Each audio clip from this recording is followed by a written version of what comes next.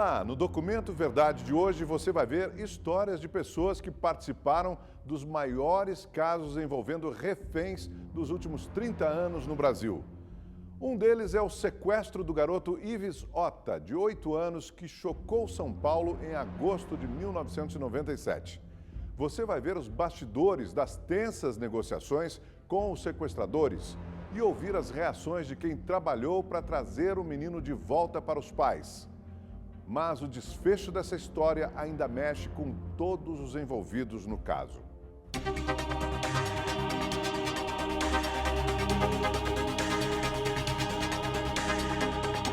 29 de agosto de 1997. Nesse dia, uma criança de apenas 8 anos de idade foi levada da sua própria casa na zona leste de São Paulo. Uma história que chocou o Brasil, é a história de Ives Ota. Quem não lembra da história dessa criança? O senhor Massataca Ota é o pai de Ives, ele não estava em casa nesse dia, mas o senhor pressentiu que alguma coisa estranha estava acontecendo, foi isso mesmo? Foi isso mesmo, porque eu e minha esposa, a gente estava em Santa Amaro, numa importadora, eu pressenti uma dor no meu peito, que eu falei para minha esposa, vamos embora, porque eu não estou sentindo bem. Isso era 4 horas da tarde. O casal levou horas no trânsito. Quando finalmente chegou na rua de casa, foi surpreendido com a movimentação da polícia no local. Os pais do Ives logo entenderam que algo grave tinha acontecido, mas achavam que era na casa do vizinho. Quando aproximei, eu vi meu cachorrinho na rua, a minha filha vem correndo, a Vanessa, e falou assim, pai, sequestraram o Ives. Então, na verdade, o problema não era com o vizinho, era comigo. Era aqui nessa rua, exatamente nessa casa na zona leste de São Paulo, onde morava a família Ota. Naquele dia, o motoboy Adelino, se passando por um entregador de flores, conseguiu convencer a babá a abrir esse portão para entregar uma encomenda. Nesse momento, ele rendeu todo mundo, amarrou a babá lá dentro da casa e conseguiu levar o pequeno Ives embora. Foi uma ação rápida. Eu me lembro bem porque, infelizmente, foi o caso mais traumático da minha carreira. Foi o caso, eu fiz centenas de casos de extorsão mediante sequestro, trabalhei por 7 anos na delegacia, mas esse caso foi muito marcante por toda a violência e toda a exceção que esse caso carregou consigo, né? Sequestrar criança é coisa muito rara. Mesmo entre os bandidos, há uma regra de não se mexer com criança. Contudo, tem bandido que nessa regra deles, entre eles respeitam. Depois, a questão de ter policiais envolvidos. Isso aí é algo terrível, porque a sociedade sempre espera que o policial é quem vai combater o crime, não quem vai cometer o crime. E uma terceira situação é o evento morte. Então, são 3 exceções gravíssimas no caso do Ives. Começava aí uma corrida contra o tempo. Eu achava que eles iam soltar meu filho, né? Algum lugar ia soltar meu filho. Que alguma viatura acharia meu filho. E isso não aconteceu. Ficava desesperado. Ficava esperando o telefone tocar, né? Se passaram 24 horas e nada de telefonema. Depois de 24 horas sem notícias, a vítima é considerada desaparecida. Nesse momento, a Delegacia Antissequestro entrou em ação. A gente foi comunicado à tarde e na manhã seguinte, a gente já tinha, no dia mesmo, a gente tinha mandado um policial para casa para, eventualmente, se fosse o caso de sequestro, a gente se antecipar, orientar a família, etc. Ainda não tinha pedido de resgate. O que tínhamos era só o sequestro, não tinha extorsão. O sequestrador fez o primeiro contato já no dia seguinte. Primeiro toque foi a sequestro. Desligava. Aí passava 2 dias, 3 dias, falava em dinheiro. O valor que eles estão pedindo é um valor tão absurdo que nem na época do Antônio Emílio teria esse dinheiro. Eu falei, vamos negociar, vamos falar Quanto o eles valor. pediam? $1 milhão. Eu falei, eu sou simples empresário, pequeno, comerciante, eu não tenho esse dinheiro. Em uma das ligações, na época, o sequestrador Adelino Donizete Esteves parecia nervoso, fazia ameaças. Alô? Quem fala? Ayrton? Chama o Márcio. Quem? O Márcio. Ele não está, hein? Eu tô tentando ligar pro celular dele toda hora, eu não consigo. Ah, é? Aham. Ixi. Ele deu uma saidinha, volta daqui a pouco. Tá bom. Tá? Sobre os filhos dele. Ah, tá legal. Tá. Dá pra entrar em contato com ele pra mandar ele ligar o telefone? Tá bom. Manda ele ligar o celular, tá? Certo. Vou ligar daqui a meia hora. Ah, ok. Um momento, ele deu uma saída de manhã. Vocês vão tomar... Porque vocês estão desligando o celular pra me rastrear, certo? Vocês vão... Vou ligar a última vez pro celular agora. Não, ele tá com ele o celular. Já atendeu essa porra, acabou a negociação, tá me entendendo? Não, tenha paciência. Não. É que eu não posso fazer nada, que o celular tá com massa. É a polícia que eu tô ligado. Eu? A polícia? Não, eu sou funcionário aqui. Eu vou ligar daqui a 20 minutos pro celular dele. Se não atender... A última informação que eu tenho, ele saiu pro banco. Foi resolver os negócios dele. Seu trouxa? Me entendeu, né? Então tá bom. A Yolanda tá? Yolanda? Também não, saiu junto com ele. Tudo bem. Pra resolver o negócio. 20 minutos. Se não atender o celular, acabou. Não, é que ele foi arrumar dinheiro. Seu nome inteiro? Oscar. Oscar do quê? Miyashiro. Ele foi tentar arrumar o dinheiro, pelo amor de Deus, tenha um pouco de paciência. Em 97 já havia celular, mas o criminoso usava o telefone público, conhecido como orelhão, né? Hoje em dia tem gente que nem conhece mais orelhão, mas orelhão praticamente em quase toda rua de bairro tinha o orelhão. E na época vimos que a maioria das ligações efetuadas desses orelhões eram na região. Então, o que nós decidimos? Fazer o mapeamento da área, ter a maioria dos orelhões com os endereços, para numa futura ligação a gente já saber qual orelhão estava utilizando e assim poder efetuar a prisão do negociador. Adelino estava à frente das negociações, mas não agia sozinho. Ele sequestrou a criança a mando de Sérgio Eduardo Pereira de Souza e Paulo de Tarso Dantas, ex-policiais militares que faziam bico de segurança nas lojas do pai de Ives.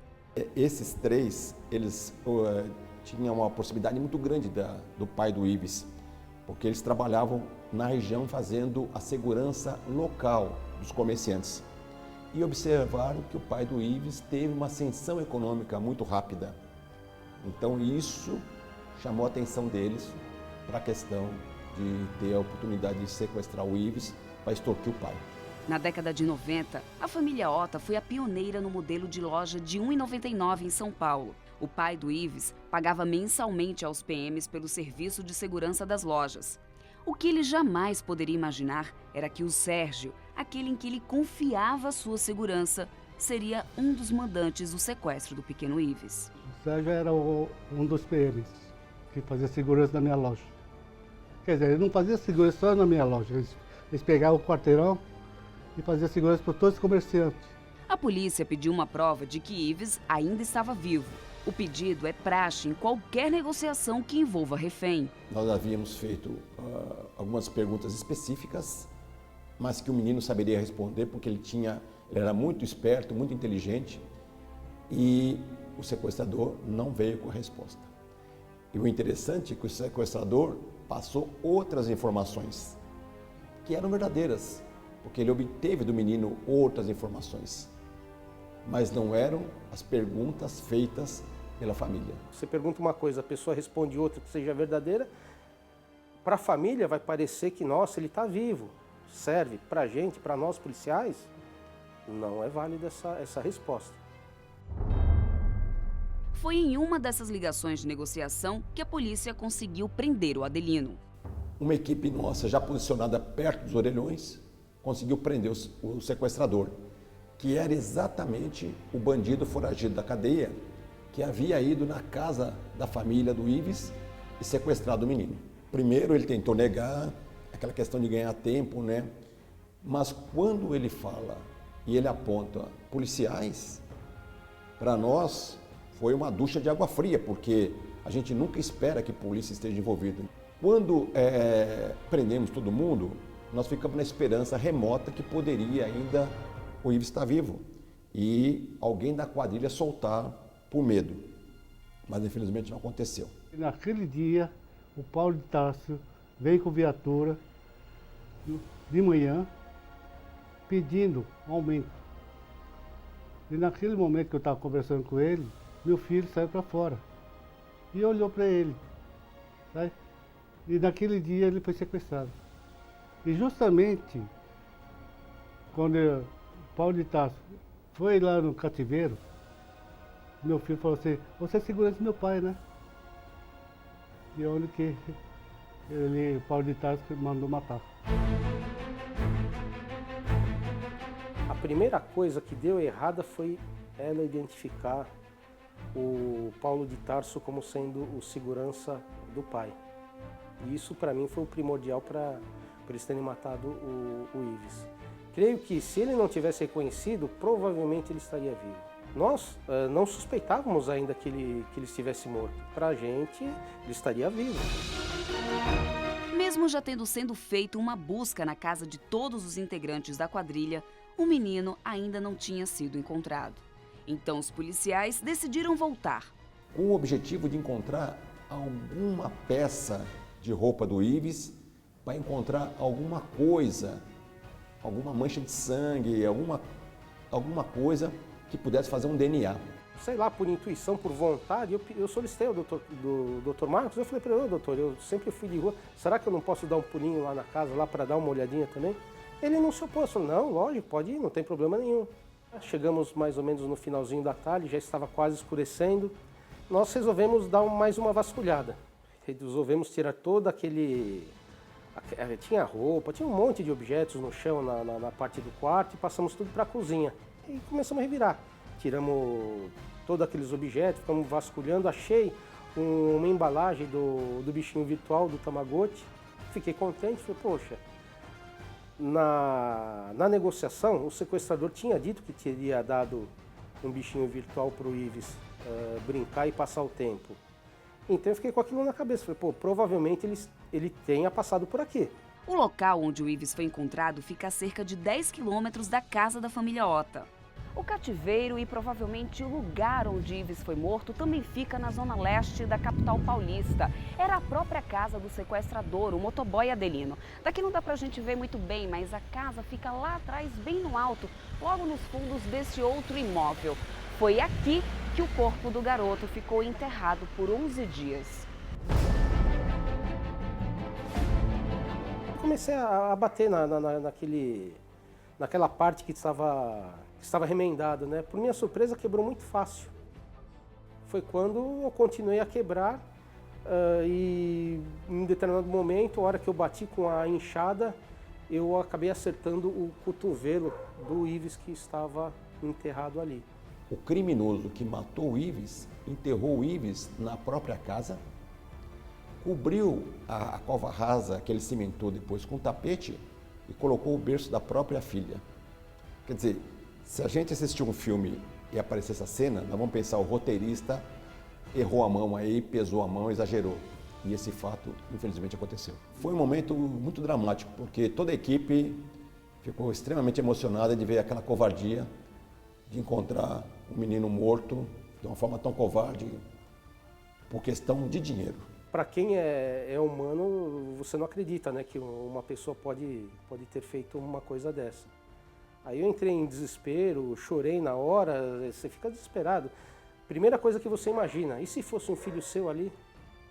É isso que mais marca a gente nesses casos. Nós acreditamos que ele foi morto pela investigação que nós fizemos na própria noite, porque depois, com o encontro do cadáver na casa do motoboy, que era o sequestrador, ele contou para nós que ele teria matado o menino por ordem do policial e que, por ordem do policial, era para esconder o menino também, porque a região toda estava cercada de policiais. E ele chegou a falar de colocar o corpo do menino, jogar o corpo do menino num córrego. Mas o próprio policial teria orientado que era para enterrar. Uma coisa assim que chega às raias do absurdo, né? É a pior coisa que eu acho que existe. Avisar um pai do que o filho está... que encontramos, ele ficaria feliz e ao mesmo tempo ele está morto. Eu acho que não tem coisa pior no mundo. E ele deu um grito muito grande dentro de casa. Inclusive eu estava com a minha esposa e nós mesmos comentamos entre nós, o menino morreu pela reação que o pai teve. Sofrimento muito grande, sabe? Parece que o mundo tinha acabado para mim. Sabe? As pessoas não imaginam o que é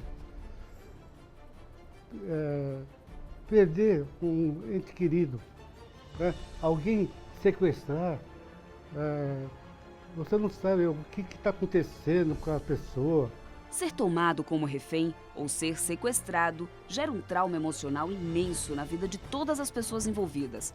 Um estudo desse psiquiatra da Faculdade de Medicina da USP mostra que o grau de estresse pós-trauma na vítima é de 9,7%. Isso em uma escala que vai de 0 a 10. Nós chegamos à conclusão de que é um dos graus maiores de potencialidade para desenvolver transtorno de estresse pós-traumático. Chega a ter uma equivalência à perda de filho ou cônjuge, porque a pessoa que é vítima, ela se sente extremamente impotente, ela se sente extremamente ameaçada. Naquele momento, ela se desintegra.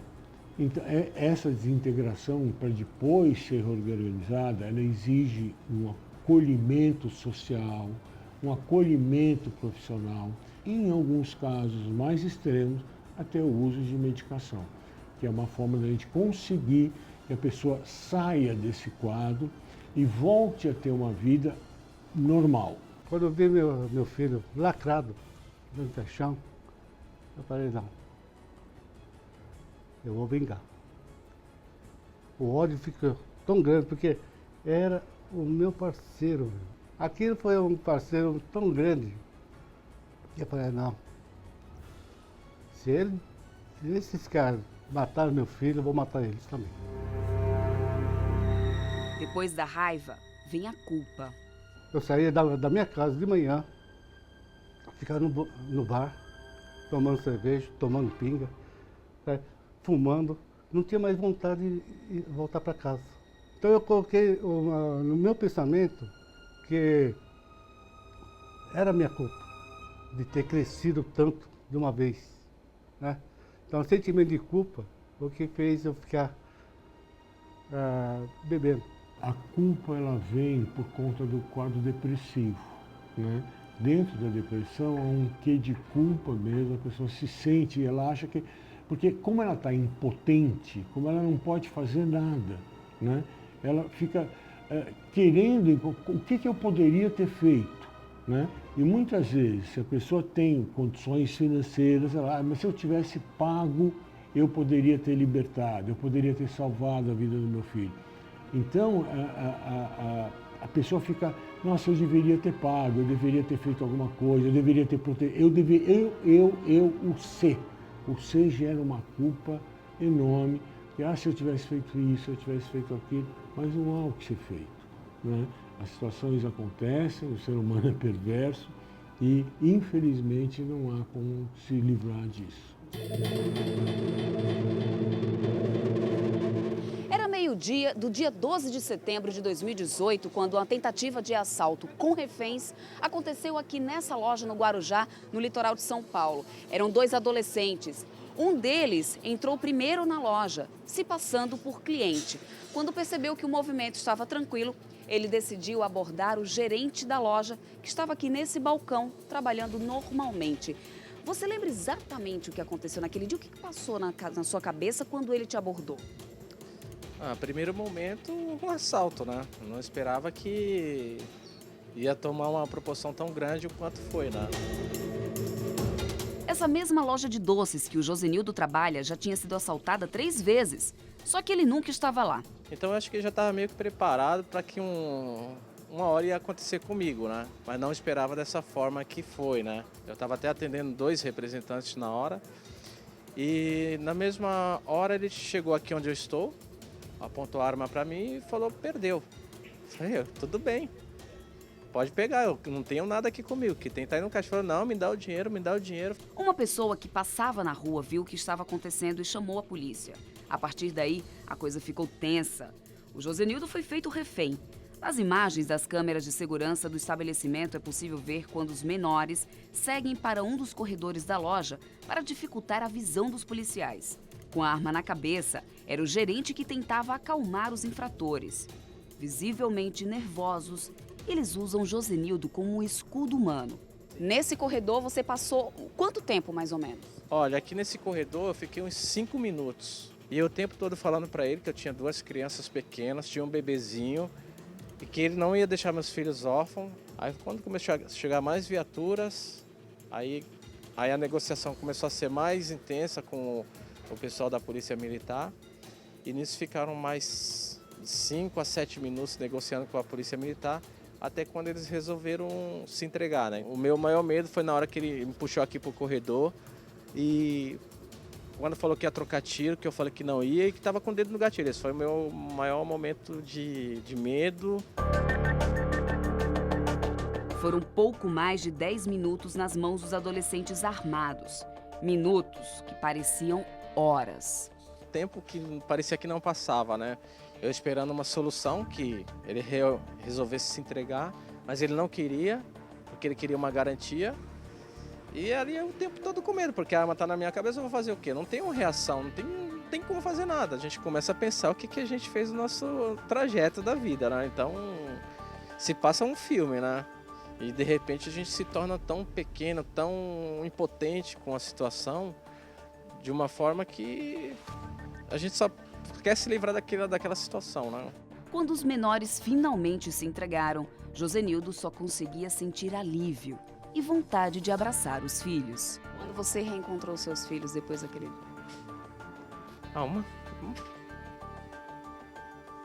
Deixa pra lá, acho que dá pra cortar, né?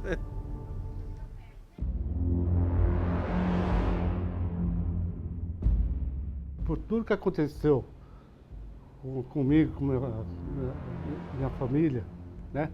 com eles, não desisti desse país. Porque eu tenho a esperança que eu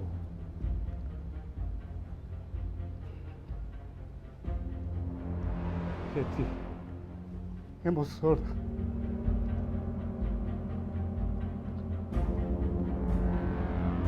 Que a gente nunca pode desistir mesmo. Eu acredito. No país que chama Brasil, é o melhor país do mundo, tirando essa violência, essa ganância de olhar as coisas do outro, né? Eu acho que tudo isso aí eu aprendi com meu filho.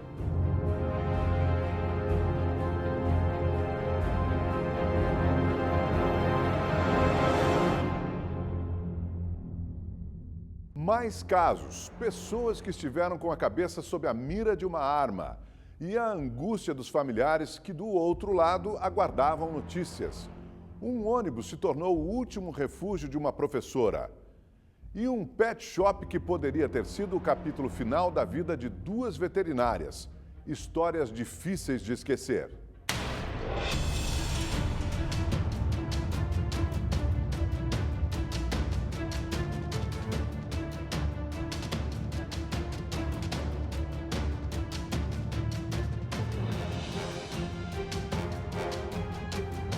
A gente vê que a vida da gente não vale nada, na verdade. Em fração de segundo, ele poderia disparar aquela arma e a vida da gente simplesmente, né, foi. É aterrorizante o que você sente, você não sabe nem explicar. Você sofre porque você não sabe o que está acontecendo aqui em cima. Você quer ajudar e não pode. Você fica impotente. Queria que desse tudo certo, eu toda hora rezando para dar tudo certo, para não acontecer nada. É a pior tristeza que eu recebi na época, depois de um período de tempo ali, foi que quando falaram que ela tinha falecido. O que você acabou de ouvir são relatos de pessoas que foram feitas reféns e ficaram horas entre a vida e a morte. Entre esses casos, um em especial marcou o Brasil. 12 de junho de 2000, Rua Jardim Botânico, importante via da Zona Sul do Rio de Janeiro. Por volta de 2 horas da tarde, um ônibus da extinta linha 174 passava pela região. Sandro Barbosa do Nascimento, um jovem de 21 anos, fez sinal e entrou. Era o início do sequestro do ônibus 174. 11 pessoas foram mantidas presas no coletivo. O BOP, Batalhão de Operações Especiais, foi acionado para negociar. Sob o efeito de drogas, o criminoso ameaçava policiais e os reféns a todo momento. Muito encolhida, eu senti o calor do tiro, né? E aí foi um misto de medo, de ao mesmo tempo ter sido atingida e alívio por aquele desfecho comigo. Armado, Sandro exigiu que as mulheres escrevessem mensagens nas janelas do ônibus. Uma delas dizia: ele vai matar geral às 6 horas. Entre as reféns estava a Geisa Firmo Gonçalves, usada de escudo pelo sequestrador. O dia 12 de junho de 2000 parecia um dia comum. O Alexandre se despediu da esposa e logo saiu de casa na comunidade da Rocinha, na zona sul do Rio de Janeiro. A Geisa saiu um pouco mais tarde. Ela ia descontar um cheque numa agência bancária no Jardim Botânico. Só que a professora, que na época tinha 21 anos, acabou entrando no ônibus 174 e nunca mais voltou. Para mim, né, quando eu saí de casa de mansinha, né, eu me despedi dela, assim, dei um beijo nela, um abraço. De mansinha que saí e fui pro meu trabalho. E quando foi um pouco mais tarde, ela teve que sair para trocar lá o cheque dela, do pagamento no trabalho. E aí depois eu só vi o noticiário que quando ela tinha pegado o ônibus e estava acontecendo um sequestro no Jardim Botânico. Eu estava no meu trabalho e quando tava passando aí um helicóptero, aí os amigos meus vendo no noticiário na televisão, aí eu fui, todo mundo falando: olha, tá tendo um sequestro ali, o bandido tá pegando uma refém ali, tá puxando o cabelo dela. Aí eu fui, olhei, falei com um amigo meu, falei: olha, uma dessas refém aí é minha esposa, que é isso? Aí quando eu conheci ela de costa, dali eu larguei o que eu tava fazendo e vim correndo. Ela, pra mim, ia dar tudo certo, ia sair, ia estar tudo legal, que nem os outros reféns também foram todos liberados e ela era mais uma refém para ser liberada. Mas não foi só isso que aconteceu.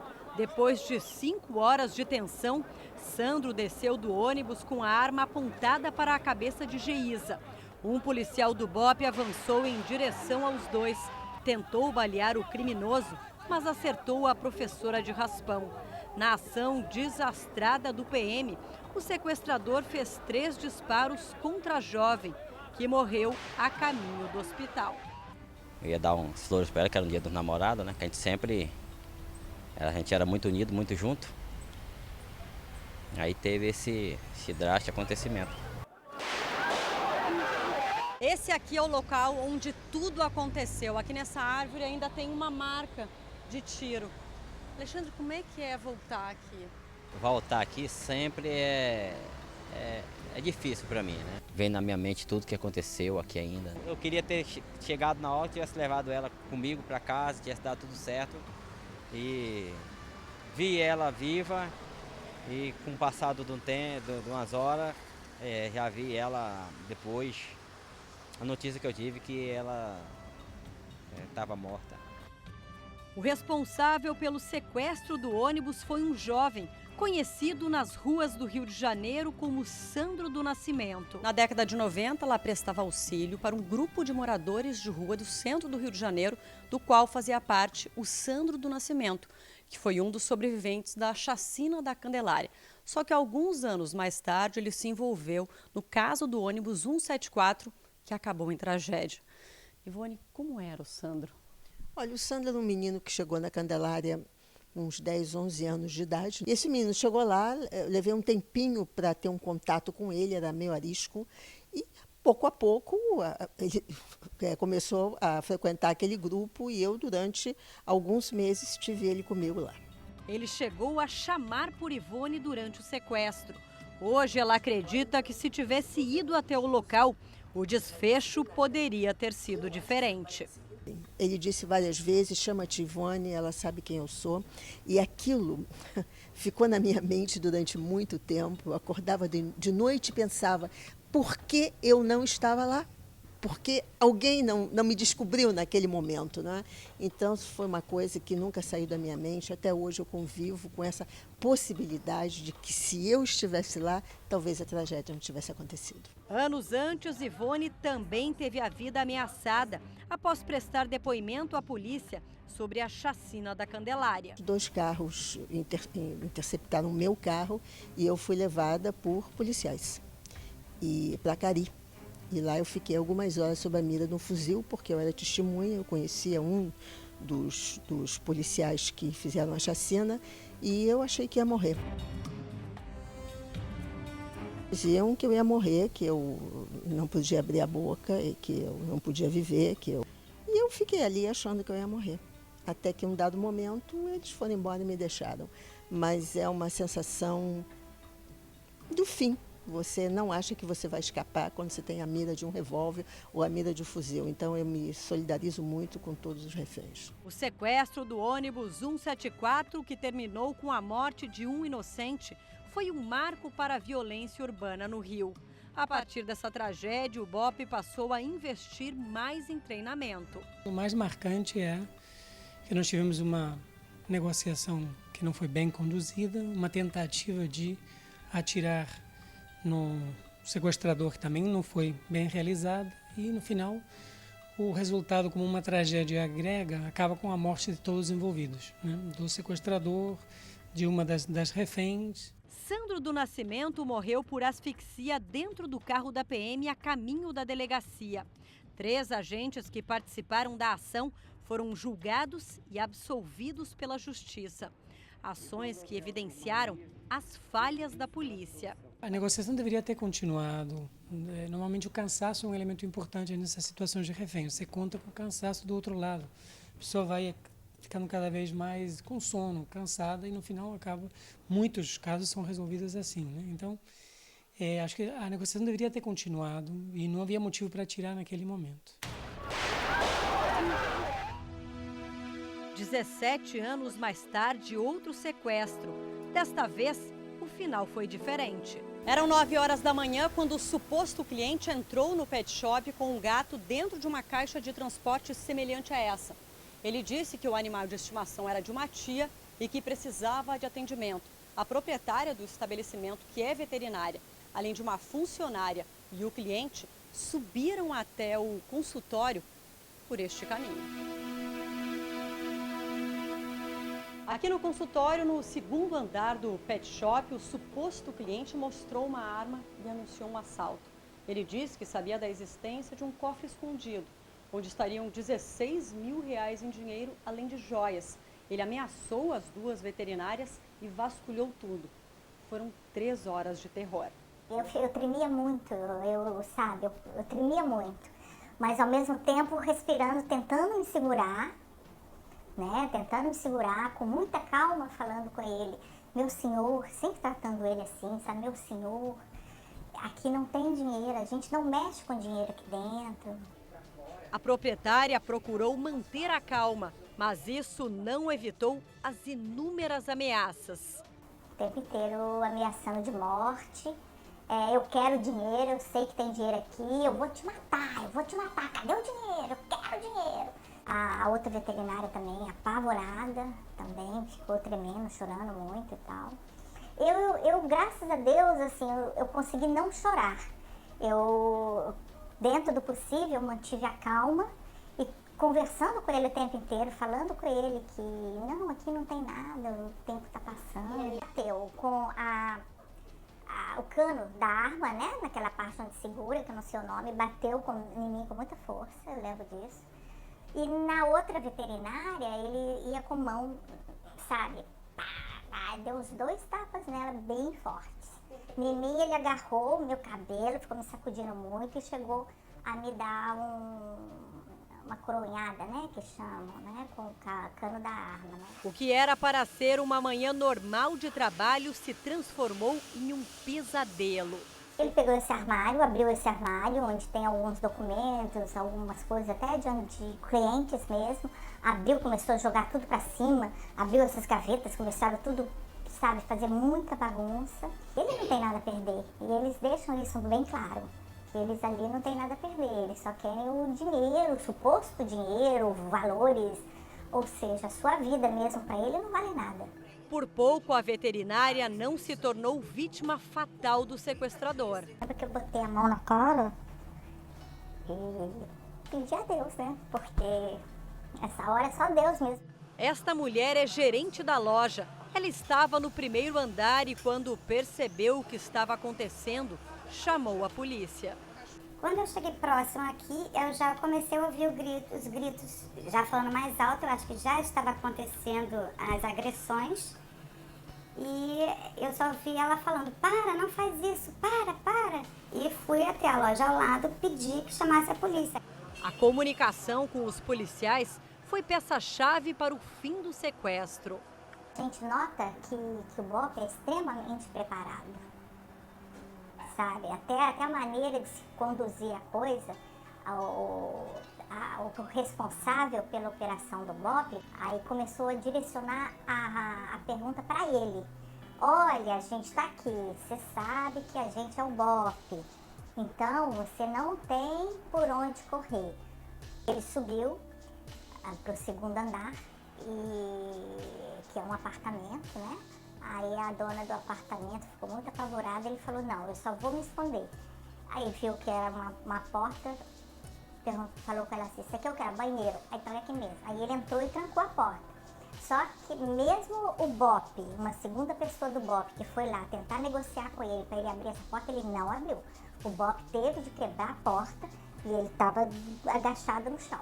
Aí quando eu cheguei lá fora, eu vi que eu estava bem amparada. A Luciana, a pessoa, a gerente da loja, chegou até mim, muito chorosa, me abraçando e tal, que eu me senti mais tranquila, aí que eu comecei a chorar, aí foi aquele desabafo. Após o trauma de terem sido mantidas reféns, sobreviver é como receber uma segunda chance. Ver claramente que a vida da gente é por um fio, a gente está viva num momento que pode não estar mais no próximo. Isso é uma coisa que realmente a gente pega muito como lição. Então ame hoje, beije hoje, diga que ama hoje, não deixa para amanhã, sabe? Porque é assim, você tá hoje, amanhã você não pode estar.